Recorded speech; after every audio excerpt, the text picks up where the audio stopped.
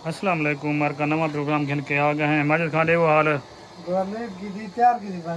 आज साको लेट थी गए मार का आज कितना जुमा है मार रमजान दा त्रीजा जुम्मा है बड़ा त्रीजा जुमा हाँ संघात को त्रीजा जुम्मा मुबारक होए। ठीक है ये जुमा त्रीजा है माह रमजान को कितनी है माह रमजान को 16 है बड़ा आज 16 है जी हाँ माशाल्लाह माह रमजान 16 तक पहुंचा है दोस्तों ये पे असां अपना जुमे लेनी वार प्रोग्राम ते आ गए हैं मैं को थी के कदा लेट माजिद खान वाला अफ्तारी दा टाइम थी वेंदे तो वाला एडो एक कम तैयार न थींदा हा ए 5 थी के 10 मिनट में घंटा खन बचा पे या घंटा खन को लगसी एक घंटा मुकम्मल लगे घंटा लगना वैसे खुला सही है वीडियो नाल दोस्तों राय बेसो एक तो मोहब्बत ने दीते करो दोस्तों लाइक शेयर किते करो सारे चैनल को फॉलो करके तो जल्दी जल्दी जे फॉलो नहीं किया दोस्त फॉलो जरूर करो दोस्तों। आज से वीडियो हाल कितना चढ़ रही है यार पिछले प्रोग्राम में कहना वे हाँ हाँ तो गहरे लगे पिछले प्रोग्राम में कहना सॉरी कम ही मस्त होता है। अच्छा संगत आ गए यार तोरे बोल बोला नहीं बैठे होगा गर्मी है मजे गर्मी है गोदा बारी गर्मी रोजा रखी गए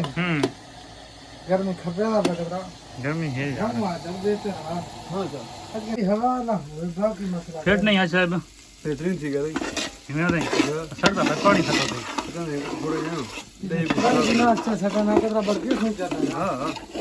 हाँ सर बीच में चल रही है जी में बैठ वो सिस्टम माहौल आखिरी है वीडियो आखिरी अंदर भाई हिमें नहीं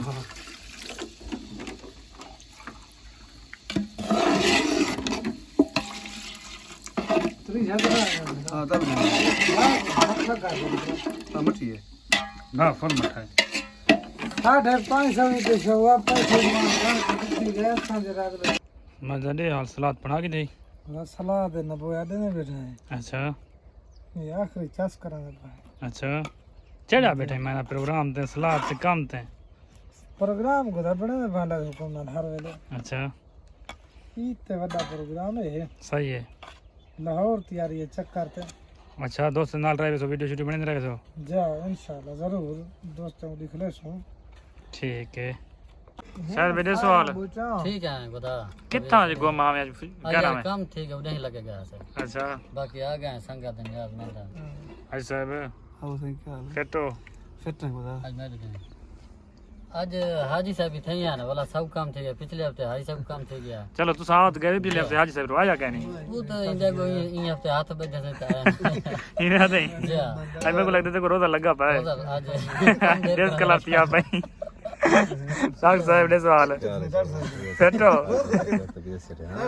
फेट बाड़ी में अल्हम्दुलिल्लाह ठीक ठाक तो सवेरे काम है दुकान रोजा मेरा कशे नहीं होता अगर बंदा दिल मैं नली पकाई पिया में हां बगई पे गुड़ा ना ले ले हम तो